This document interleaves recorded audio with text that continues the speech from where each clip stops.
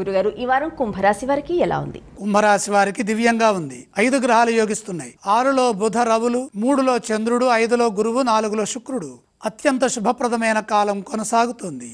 శ్రేష్టమైన ఫలితాలు సాధిస్తారు. శ్రేయోదాయకమైన భవిష్యత్తు లభిస్తుంది. వృత్తి ఉద్యోగ వ్యాపారాల్లో శుభప్రదమైన ఫలితాలు సిద్ధిస్తాయి. ఇంట బయట కలిసి వస్తుంది. పలు మార్గాల్లో లాభపడతారు. బుద్ధి చతురతతో పనిచేయడం ద్వారా వ్యాపారంలో విశేషమైన మేలు చేకూరుతుంది. అనేక విధాలుగా విస్తరణకు అవకాశం లభిస్తుంది. మీ సహనం మిమ్మల్ని కాపాడుతుంది. ధనధాన్యాభివృద్ధి చాలా బాగుంటుంది. ఆర్థికంగా మేలు చేకూరుతుంది. మీ యోగ్యతను అనుసరించి విజయాలు సాధించండి.